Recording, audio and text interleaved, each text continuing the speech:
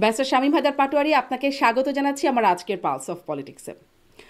আমি যেই প্রশ্নটা দিয়ে শুরু করি, আপনাদের রাজনীতির কি খবরাখবর সেটি একটু জেনে শুরু করতে চাই। যে রাজনীতিতে এখন অনেক রকম আলোচনা হচ্ছে, জাতীয় ঐক্যমত কমিশন গঠিত হয়েছে, রাজনৈতিক দলগুলোর মধ্যে আলোচনা বা প্রধান উপদেষ্টার সাথে আলোচনা, অনেক কিছু হচ্ছে, কিন্তু আপনাদেরকে আসলে কোথাও দেখা যাচ্ছে না, আপনাদের কোনো রাজনৈতিক কর্মকাণ্ড সেভাবে দৃশ্যমান হচ্ছে না। আপনাদের কি রাজনৈতিক কর্মকাণ্ড আছে বর্তমানে কোনো? আপনারা কি রাজনীতিতে অচ্ছুত হয়ে পড়ছেন? না, রাজনীতিতে কেউ অচ্যুত হবে কেন? কারণ হচ্ছে দেখুন, আমরা 86 সালে ভোটে জিতেছিলাম, 88-তে জিতেছিলাম, 91-তে চরম দুর্বিষহ অবস্থার মধ্যে জাতীয় পার্টি ভোট করে 35টি আসনে এমপি ছিল, 70টি আসনে সেকেন্ড হাইস্ট ভোট পেয়েছিল। 96-তে জাতীয় পার্টি 16% ভোট পেয়েছিল। এখন বিগত 3টি ভোটে অংশগ্রহণ করার কারণে রাজনৈতিক দলের একটা অংশের মধ্যে স্বাভাবিকভাবেই জাতীয় পার্টিকে নিয়ে মিশ্র প্রক্রিয়া আছে। তবে জাতীয় পার্টিকে রাজনীতি করতে দেয়া হবে না, রাজনীতি করতে দেয়া যাবে না, ভোট করতে দেয়া যাবে না, এই দাবিটি ক্ষুদ্র একটি অংশের। সেই ক্ষুদ্র একটি অংশ দেশের রাজনীতিকে ডিকটেট করতে পারে না। তারা দেশের রাজনীতি একটা ফ্যাক্টর হতে পারে, কিন্তু কি অ্যাক্টর তারা হবে না। এই দেশের রাজনীতি করতে যদি কোনো দলকে নিষিদ্ধ করতে হয়, সেটা ঐক্যমত লাগবে। সেই ঐক্যমতটা আমার মনে হয় কখনোই এত হার্ড হবে না। দ্বিতীয়, জাতীয় পার্টিকে অনেক মিটিং এ ডাকছে না, আলোচনাগুলোতে ডাক, এটা তো আমি মনে করি সরকার প্রশ্নবিদ্ধ হচ্ছে, এতে কমিশন গুলো প্রশ্নবিদ্ধ হচ্ছে, কমিশন গুলোতে ডিসকাশন অ্যাপ্রোচটা প্রশ্নবিদ্ধ হচ্ছে, ইনক্লুশনারি কনসালটেশন অ্যাপ্রোচ থাকছে না। আর জাতীয় পার্টিতে অসংখ্য এমপি আছে, মন্ত্রী আছে, দেশ চালাচ্ছে, ফরেন পলিসি এক্সপার্ট আছে, নদী বিশেষজ্ঞ আছে। আমাদের অন্তত 20 জন লোক আছে যারা জেনুইনলি দেশের যে কোনো বিষয়ে যে কোনো সরকারকে মতামত পরামর্শ দিতে পারে এবং সেটা গ্রহণযোগ্য মতামত হবে। তার একটি উদাহরণ আমি দেই। 1900 জোসেফ কনরাড নামে এক ভদ্রলোক একটা আর্টিকেল লিখেছিলেন, বেসিক স্ট্রাকচার কখনো সংবিধানের বাতিল করা যাবে না। ভারতের প্রখ্যাত আইনজীবী ননী পালকিওয়ালা এটার উপর বেস করে কেশবানন্দ ভারতীতে আর্গুমেন্ট করলেন এবং জাজমেন্ট পেলেন যে কিছু ডেভেলপমেন্ট বা কিছু কিছু রিফর্ম ওখানে বেসিক স্ট্রাকচার হিট করলো। ওটাকে বেস করে বাংলাদেশের সুপ্রিম কোর্টের যে বিভিন্ন বেঞ্চ করা হয়েছিল, সেটাকে সুপ্রিম কোর্ট বললো নালিফাই করে দিল 8 অ্যামেন্ডমেন্ট মামলায়। আজকে সেই কতদিন পরে, প্রায় 30-25 বছর পরে, আবার যারা জুডিশিয়াল রিফর্ম কমিশন যারা করেছেন, headed by mister justice Shah Abu Nayeem Mominur Rahman, উনি ক্যাটাগরিক্যালি অপিনিয়ন দিয়েছেন বাংলাদেশের প্রত্যেক ডিভিশনে একটি করে হাইকোর্টের স্থায়ী বেঞ্চ করতে হবে এবং এর জন্য প্রয়োজনীয় সংশোধন করতে হবে। এই কথাটাই জাতীয় পার্টি 30 বছর ধরে বলে আসছিল, decentralisation of justice delivery system, decentralisation of administrative justice delivery system. তাহলে জাতীয় পার্টির কথাগুলো ফলে যাচ্ছে, লেগে যাচ্ছে, কিন্তু জাতীয় পার্টিকে বসতে দেওয়া হচ্ছে না। বসতে না দেওয়ার আহ, বিষয়টি আমি মনে করি আহ, মোটেও গুরুত্বপূর্ণ না। জাতীয় পার্টির ভোট, জাতীয় পার্টির আবেগ, জাতীয় পার্টির সংগঠন এই ছোট্ট বিষয়ের উপর নির্ভর করে না। এতে সরকার বরঞ্চ সকলকে এক প্ল্যাটফর্মে কিন্তু না আপনাদেরও আনার বা একটা কর্মকাণ্ড দায় নিয়ে কোথায়? আপনাদেরও তো কোনো contribute করছে। কর্মকাণ্ড দৃশ্যমান হ্যাঁ, হয় না। এক্ষেত্রে আমি আপনার সাথে একমত। আমাদের বড় বড় জনসভা করা প্রয়োজন, আমাদের বড় বড় জনমুখী কার্যক্রম করা প্রয়োজন, বন্যায় ত্রাণ দেওয়া, শীতে কম্বল দেওয়া, চিকিৎসা দেওয়া, মানুষের পাশে থাকা, মানুষের জন্য আন্দোলন করা, দাবি করা। তবে সেক্ষেত্রে আমাদের পার্টির চেয়ারম্যান, মহাসচিব এবং আরো অনেকের নামে অনেকগুলো মামলা হয়েছে। এই মামলাগুলো বেশিরভাগই খুব মিথ্যা অভিযোগ, মানে হুম। মামলার বিরুদ্ধে আমি খুব ভিত্তি পাইনি, গড়পড়তা অভিযোগ। এই মামলা হওয়ার কারণেও স্বাভাবিকভাবেই তারা একটু দ্বিধাদ্বন্দ্বে আছে। যদিও আমাদের পার্টি অফিসে প্রোগ্রাম হচ্ছে, আমাদের বড় একটি ইফতার মাহফিল হলো, আমাদের 1লা জানুয়ারি আমরা ব্যাপক পরিসরে রংপুর, গাইবান্ধা, ঢাকায় ব্যাপক পরিসরে আমরা আমাদের প্রতিষ্ঠা বার্ষিকী করেছি। এর আগে 16ই ডিসেম্বরে ফুল দেয়া, 21শে ফেব্রুয়ারি ফুল দেয়া, 14ই ডিসেম্বরে ফুল দেয়া, এগুলো আমরা করেছি। জাতীয় পার্টি পিছিয়ে আছে এটা বলা যাবে না, তবে তীব্র গতিতে আগাচ্ছে অবশ্যই সেটা না। এই তীব্র গতিতে আগানোর জন্য আমরা দেখতে চাচ্ছি সামনের রাজনৈতিক প্রেক্ষাপট কি দাঁড়ায়। রাজনৈতিক প্রেক্ষাপট এই মুহূর্তে অত্যন্ত ঘোলাটে। সিনিয়র পলিটিশিয়ান, সিনিয়র সাংবাদিক, সিনিয়র পলিটিক্যাল অ্যানালিস্ট, তারা কেউ নেক্সট ফেজটাকে ঠিক ড্র করতে পারছে না। এতগুলো ডাইমেনশন তৈরি হচ্ছে, এতগুলো ইনসিডেন্ট হচ্ছে, এতগুলো পট পরিবর্তন হচ্ছে, কিন্তু এই যে আপনি পলিটিক্সটা বলছেন আমরা যে কেউ বুঝতে আপনারা অপেক্ষা করছেন সামনে রাজনৈতিক প্রেক্ষাপটটা কি দাঁড়ায়, মানে কিরকম আপনাদের হিসাব নিকাশ, কি হলে কি করবেন? না, সেরকম কোনো সিদ্ধান্ত অবশ্যই হয়নি। তবে ডেফিনেটলি যদি সকল দল মিলে অংশগ্রহণে একটু ভোট হয়, তাহলে এক ধরনের ভোট হবে, এক ধরনের গণতন্ত্র হবে, এক ধরনের রাজনীতি হবে। কিছু দলকে বাদ দিয়ে ভোট করা হয়, তখন সেখানে একটি বিরোধী অংশ, বিশাল অংশ ভোটের বাইরে থাকবে। তারা কন্টিনিউয়াস নতুন সরকারকে প্রেশার দেবে, ইন্টারন্যাশনাল প্রেশার আসবে। একতরফা ভোটের সরকারকে অনেক পৃথিবীর অনেক দেশ মেনে নেবে না। তখন স্বাভাবিকভাবে পলিটিক্সটা আরেক ডাইমেনশনে চলে যাবে। এই ডাইমেনশনের দোলাচলটা আম, আমরা দেখতে চাচ্ছি কোন দিকে যায়। আর দ্বিতীয় যেটি আমি বলবো, যে বাংলাদেশে অনেক ক্ষেত্রেই মবতন্ত্রটা এত বেড়ে গেছে। হুম। মবের দ্বারা সিদ্ধান্ত নেওয়া হচ্ছে, মব চাপিয়ে দিচ্ছে সিদ্ধান্ত দেওয়ার ক্ষেত্রে। ঠিক সেই জিনিসগুলোর ক্ষেত্রে মবকে নিয়ন্ত্রণ করতে না পারার একটা কনস্ট্যান্ট ব্যর্থতাই সরকারের আছে। সরকার যতই ডায়ালগ করুক, সরকার যতই ঐক্যমত কমিশন করুক, ঐক্যমত তো হয়নি। হুম। ঐক্যমত কাউকে বাদ দিয়ে কিভাবে হয়? ঐক্যমত সবাইকে সাথে নিয়ে যেটা, সেটাই ঐক্যমত। এটা অনেকের ঐক্যমত কমিশন হচ্ছে। জি। যেটি আপনি আমি মব মনে নিয়ে করি বলছেন আমরা। শামীম পাটোয়ারি, আমি মব নিয়ে আরেকটু বড় করেই কথা বলতে চাইবো। আপনারা, আমি একটু এই প্রশ্নটা যে মানে আওয়ামী লীগের যেটা আমরা দেখতে পাই, আওয়ামী লীগ একরকম, আওয়ামী লীগের যারা কর্মী সমর্থক নেতাকর্মী যারা দেশে আছেন, দেশ থেকে পালিয়ে গেছেন, মুখ চেনা অনেকেই, আর যারা আছেন দেশে তারাও নানান রকম হামলার শিকার হচ্ছেন, তাদের পরিবারও একরকম অনিশ্চয়তায় আছে, তাদের সয় সম্পত্তির উপরে মানে সেগুলোও নিরাপদ না। আপনারা কি নিরাপদে আছেন দেশে, জাতীয় পার্টি যারা করছেন? দেখুন, আমরা ব্যাপক হামলার শিকার হয়েছি এমনটা আমরা বলবো না, তবে মানসিক ভাবে তো আমরা সকলেই একটা নিরাপত্তাহীনতায় আছি। মানসিক ভাবে আমরা, যেখানে ল অ্যান্ড অর্ডার খুব স্ট্রং না, পুলিশ দেখা যাচ্ছে না, যেখানে পুলিশ অনেক পরে যাচ্ছে, সেনাবাহিনী অনেক পরে যাচ্ছে, ঠিক পুরো দেশের মধ্যে যে নিরাপত্তার একটা চাদর ঠিক সেইভাবে দৃশ্যমান হচ্ছে না। তো সেক্ষেত্রে রাজনীতিবিদরা, আপনার স্বাধীনতা তো শুধু একটা কাগজে কলমের বিষয় না, এটা একটা উপলব্ধির বিষয়। Freedom of press include freedom of expression, freedom of thought and writing. আপনি কি চিন্তা করবেন, এই চিন্তার স্বাধীনতা রাষ্ট্রকে দিতে হবে। এখন আপনাকে কোনো হ্যারাস করা হচ্ছে না, কিন্তু আপনার চারপাশে হ্যারাসমেন্টের অসংখ্য ঘটনা ঘটছে। তখন স্বাভাবিকভাবে আপনি স্বাধীনভাবে চিন্তা করতে পারবেন না। স্বাধীনভাবে চিন্তা অবশ্যই বাধাগ্রস্ত হচ্ছে। মিডিয়া ফ্রিডম অবশ্যই বাধাগ্রস্ত হচ্ছে। এবং কলমকে চেপে ধরার চেষ্টা অবশ্যই হচ্ছে, কারণ ওই যে মব, আপনি কারো মতের বিরুদ্ধে গেলে আপনার অফিসে হামলা করা হতে পারে। আপনি কারো মতের বিরুদ্ধে গেলে আপনাকে রাস্তাঘাটে অপদস্থ করা হতে পারে। এই মব যে রাষ্ট্র ঠেকাতে পারছে না, এটাই তো বাক স্বাধীনতার ভায়োলেশন হচ্ছে। আচ্ছা, আমি মনে মব করি রাষ্ট্র এই ঠেকাতে মুহূর্তে পারছে না, পারছে না নাকি চাইছে না? এই প্রশ্ন নিয়ে কালকেও একটি টক শোতে কথা হয়েছিল। একটা রাষ্ট্র বা একটা সরকার কেন মব ঠেকাতে চাবে না? একটি বিষয় আছে। এই মবের ক্ষেত্রে যারা জড়িত, তাদের একটা অংশ এই সরকারের স্ট্রেংথ হিসাবে কাজ করেছে। যারা এই সরকার বসিয়েছে, এই সরকারকে এনেছে, এই সরকারের নিয়োগকর্তা।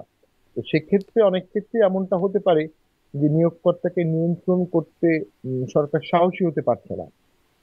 এটা একটা যুদ্ধ পরিস্থিতি তো।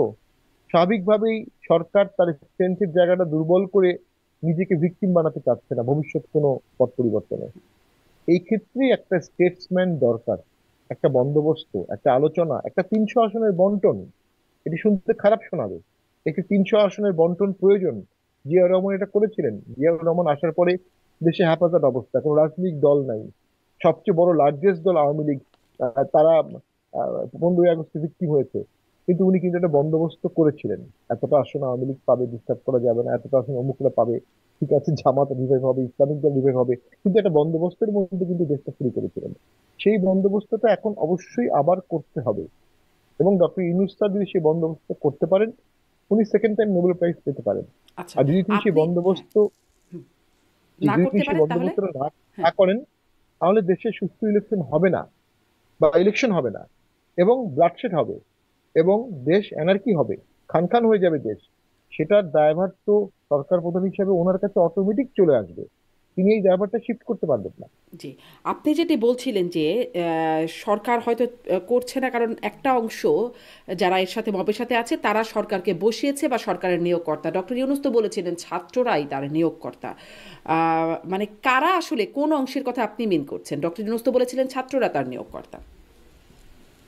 না, ছাত্ররাই তো মানে একটা অংশ এই মব করছে, বা ছাত্ররা একসময় ঘোষণাপত্রের দাবি দিল, এখন সেকেন্ড রেভলিউশন বলছে, আওয়ামী লীগ নিষিদ্ধ, শেখ হাসিনার ফাঁসি না হওয়া পর্যন্ত কোনো নির্বাচনের কথা কেউ বলতে পারবে না, জাতীয় পার্টির অফিস ভেঙে দিয়েছে।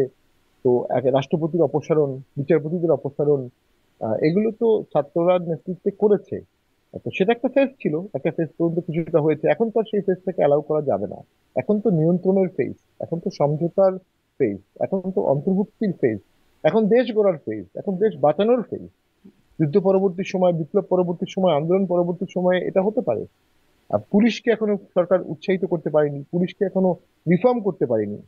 তো এই যে পুলিশকে রিফর্ম না করা, উৎসাহিত না করার কারণে দেশে ক্রাইম বাড়ছে, পুলিশের মধ্যে একটা দ্বিধাদ্বন্দ্ব। একটা সরকার 8 মাসে যদি এতটুকু করতে না পারে, তাহলে ইলেকশন করবে কিভাবে? 30,000 সেন্টারে ইলেকশন হবে, 30,000 সেন্টার। এটা কোনো ম্যাটার অফ জোক না। এবং হুম। সেখানে প্রচুর আইন শৃঙ্খলা বাহিনী লাগে, প্রচুর ইনস্ট্রুমেন্ট লাগে, প্রচুর প্রিন্টিং পেজ লাগে, প্রচুর নিয়ন্ত্রণ লাগে, প্রচুর কাঠামো লাগে। এই কাঠামোটা করার দিকে তো আমি সরকারের সদিচ্ছা দেখছি না।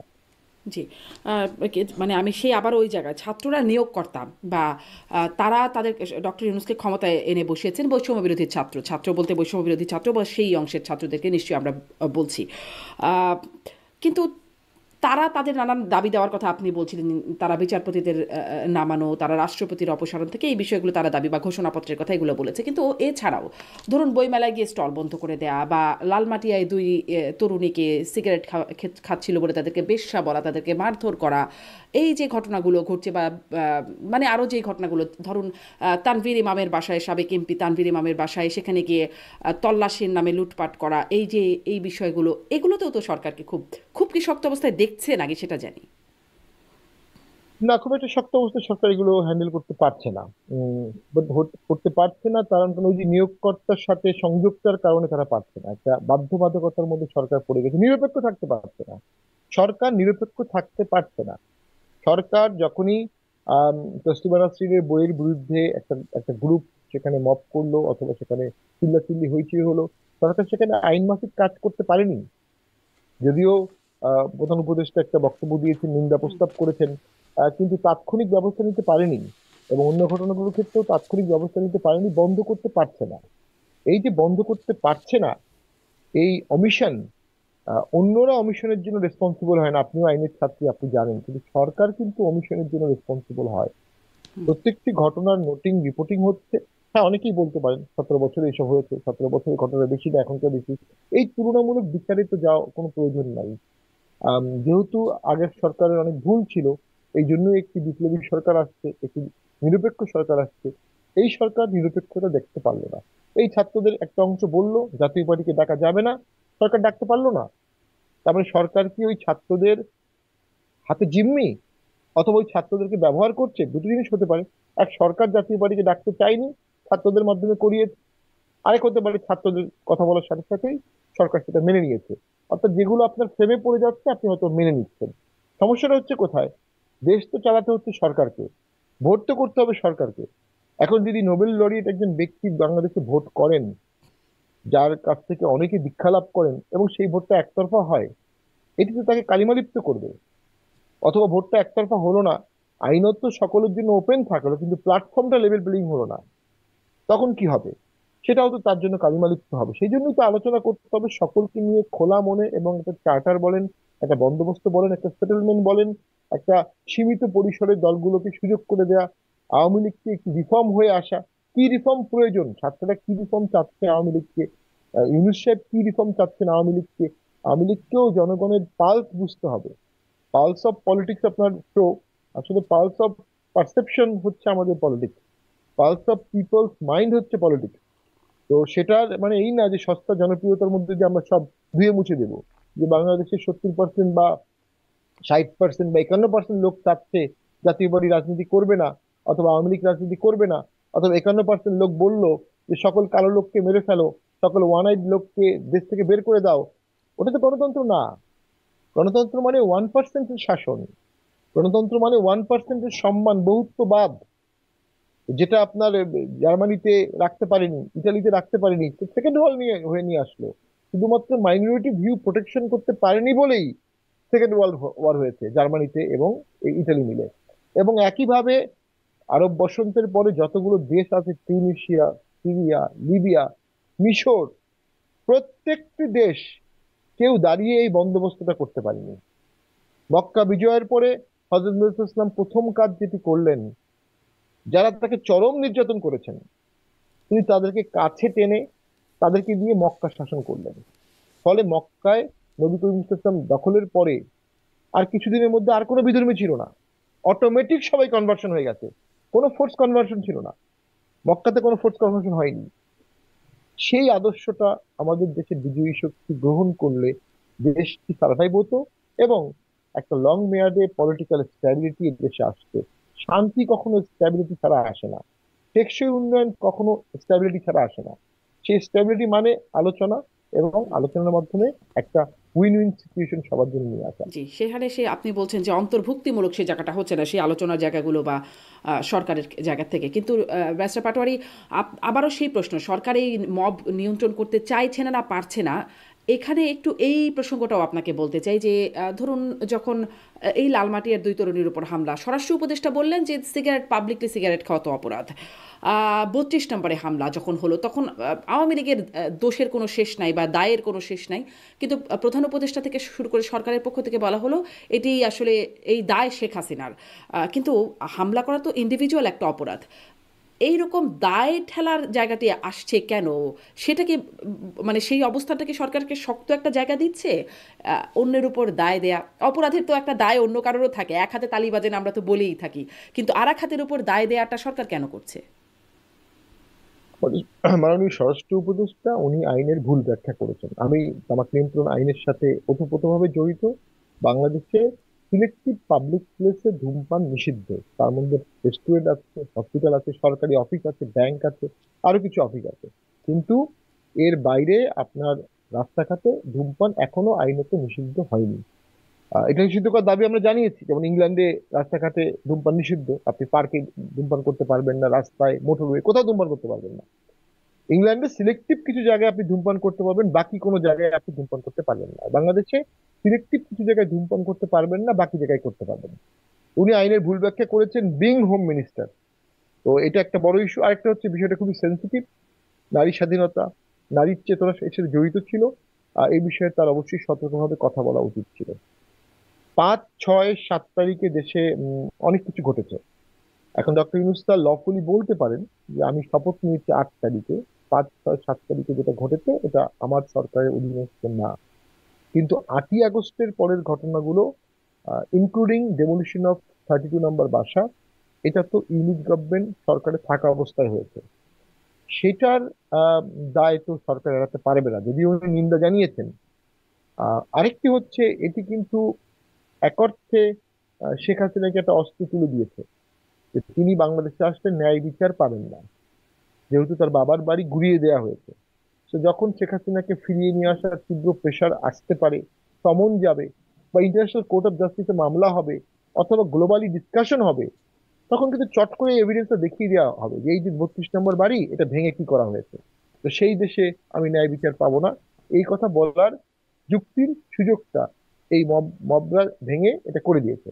হুম। কিন্তু এই আরেকটি এই এই হচ্ছে, যে সুযোগ করে দেয়া, মানে এই সুযোগ করে দিয়ে তো সরকারের ক্ষতি হচ্ছে, সরকার কি সেটি বুঝতে পারছে না নাকি? মানে এখানেই একটা বেসিক প্রশ্ন, নাকি বুঝে শুনেও এতদিন ধরে কেন বুঝতে পারছে না? তারপরে এই প্রশ্নটিও তো আসছে যখন আসলে তৌহিদি জনতা নামে বিভিন্ন জায়গায় আক্রমণ করা হচ্ছে, নারীদের ক্রিকেট বন্ধ করে দেওয়া থেকে শোরুম উদ্বোধন করা, নায়িকা মডেল তাদেরকে এই কাজে তাদের বাধাগ্রস্ত করা, নাটক বন্ধ করে ইত্যাদি যে বিষয়গুলো, ছোট ছোট ঘটনাগুলো ঘটছে, লালন বানা বন্ধ করার মতো ঘটনা ঘটছে, এই জায়গাটিও তো প্রশ্নবিদ্ধ হচ্ছে যে মবের সাথে সাথে মৌলবাদের উত্থান হচ্ছে। তাহলে সরকারের আসলে লাভ কি হচ্ছে? সরকার কেন শক্ত এখানে হচ্ছে না? দেখুন, শেখ হাসিনা 16, 17 বছর থেকে তো একটা রিজিম ক্রিয়েট হয়ে গিয়েছিল। 3টি কনজিকিউটিভ ভোট বাংলাদেশে এর আগে, প্রশ্নবিদ্ধ ভোট এর আগে কেউ করার সাহস পায়নি বা কেউ করেনি। সেই ক্ষেত্রে যেটি ঘটেছে, এই রিজিমকে সরিয়ে দেওয়ার জন্য মাঠে রক্ত দিয়েছে ইসলামিস্টরা, এবং অ্যান্টি আওয়ামী বলয়টা তো একটা বিশাল বলয়। সেখানে স্বাভাবিকভাবে বিএনপি আছে, জামাত আছে, 71 বিরোধীরা আছে, উগ্র মৌলবাদের লোকজন আছে, আম, অনেক প্রগ্রেসিভ লোকও সেখানে আছে। জাতীয় পার্টিও সে আন্দোলনে অংশগ্রহণ করেছিল, আওয়ামী লীগেরও অনেকে অংশগ্রহণ করেছিল, প্রবাসী আওয়ামী লীগরা অংশগ্রহণ করেছিল। ফ্যাক্ট রিমেইন যে এই ঘটনার পরে বিজয়ী শক্তি হিসাবে প্রাথমিকভাবে না হলেও আস্তে আস্তে প্রস্ফুটিত হচ্ছে ইসলামিক শক্তিগুলো। এবং ইসলামিক শক্তিগুলো অনেকদিন পরে অনেক ন্যারেটিভস নিয়ে খোলামেলা কথা বলতে পারছে। 71 সালে জেনোসাইড হয়েছে কিনা, 71 সালে কতজন মারা গেছে, বঙ্গবন্ধু স্বাধীনতা পেয়েছিলেন কিনা, এই বিষয়গুলোর একাডেমিক ডিসকাশন আমি মনে করি অলওয়েজ ওয়েলকাম, কারণ প্রত্যেকটাই সুনির্দিষ্ট জবাব দেওয়ার মতো প্রচুর লোক বাংলাদেশে আছে। এই আলোচনাগুলো একসময় বন্ধ হয়েছিল, এখন সেই আলোচনার দরজাটা খুলে গেছে। খুলে গেছে, এটা খারাপ কোনো বিষয় না। আলোচনা হবে, ডিসকাশন হবে, প্যানেল হবে, কিন্তু মতবাদ চাপিয়ে দেওয়ার প্রয়াসটা শুরু হয়ে গেছে। এই যে মতবাদ চাপিয়ে দেওয়ার প্রয়াসটা শুরু হয়েছে, এটি অত্যন্ত ডেঞ্জারাস। এই ডেঞ্জারাস মতবাদটার জন্য আমি মনে করি সরকারকে সতর্ক হতে হবে। এবং সরকার কেন সতর্ক হতে পারছে না? হুম। সরকার তো আর তথাকথিত প্রগতিশীল বা আওয়ামী লীগের সহযোগিতা পাচ্ছে না বা পাবে না। সরকার যাদের সহযোগিতা পেয়েছে পাচ্ছে, তাদেরকে বাধাগ্রস্ত করতে পারছে না। সরকারের প্রত্যেক সরকারের একটা স্ট্রেংথ থাকে। একটা সরকার একটা পলিটিক্যাল পার্টি থাকলে সে তার পলিটিক্যাল পার্টির উপর বেস করে। যেহেতু এই সরকারের কোনো পলিটিক্যাল পার্টি নাই, সেহেতু তারা পলিটিক্যাল পার্টি কোড করেনি বা করতে পারেনি এখনো সেভাবে। তারা এই অ্যান্টি আওয়ামী ফোর্স, এদের উপরই বেস করে টিকে আছে বা তাদের উপরই বেস করে থাকতে চাচ্ছে।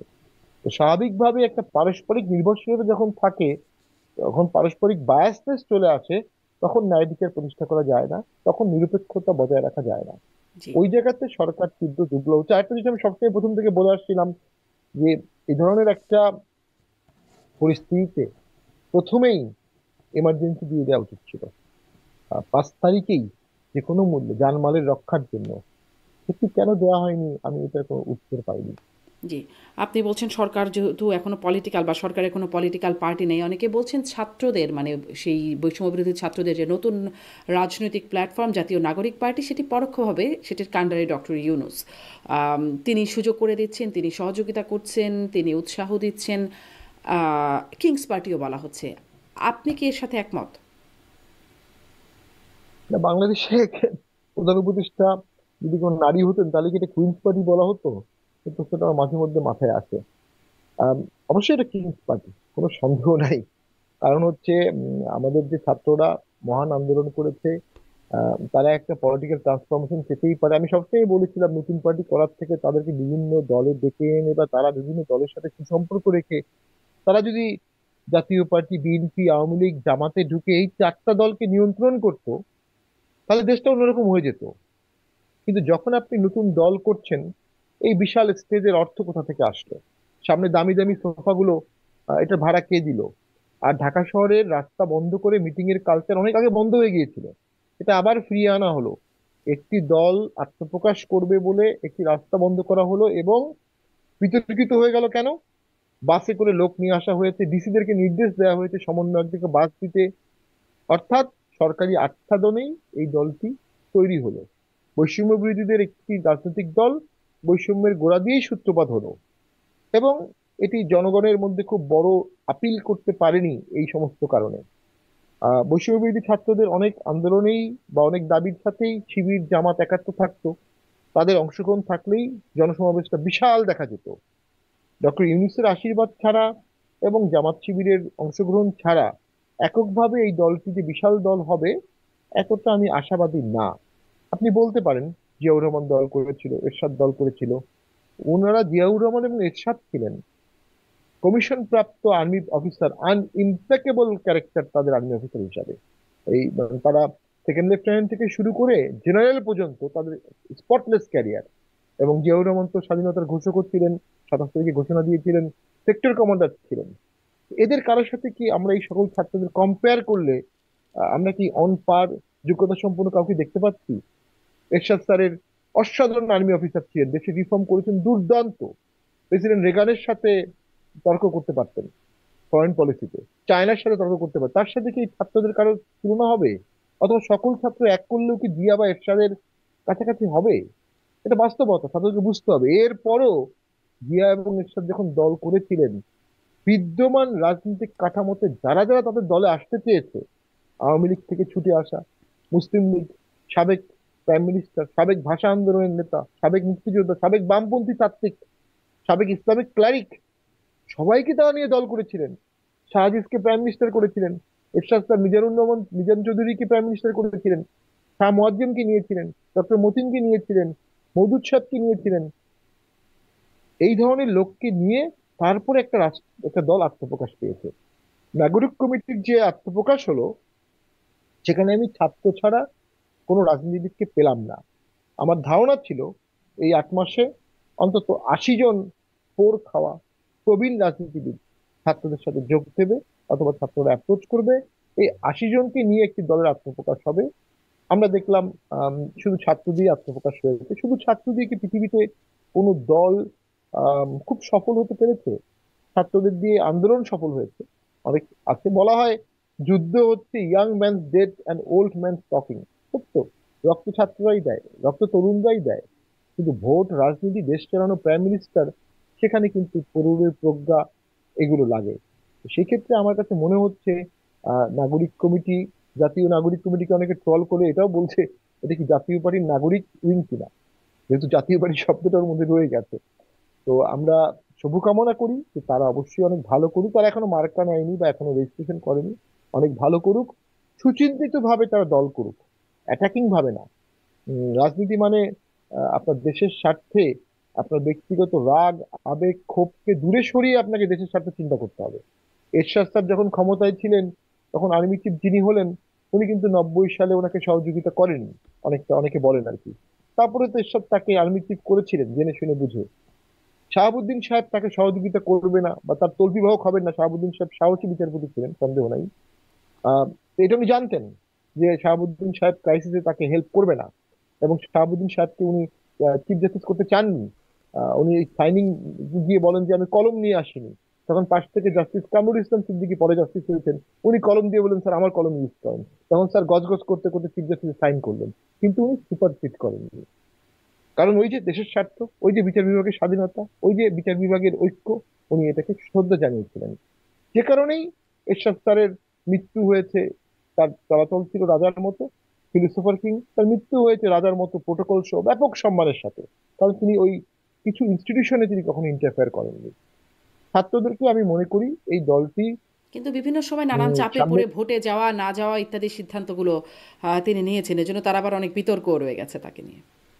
মানে বিতর্ক ছাড়া তো রাজনীতি হতে পারে না, সমালোচনা ছাড়া তো রাজনীতি হতে পারে না। হুম।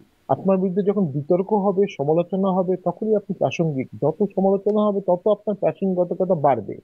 দেশে 47টি নিবন্ধিত দল আছে, আর কয়েক হাজার পলিটিশিয়ান আছে প্রখা।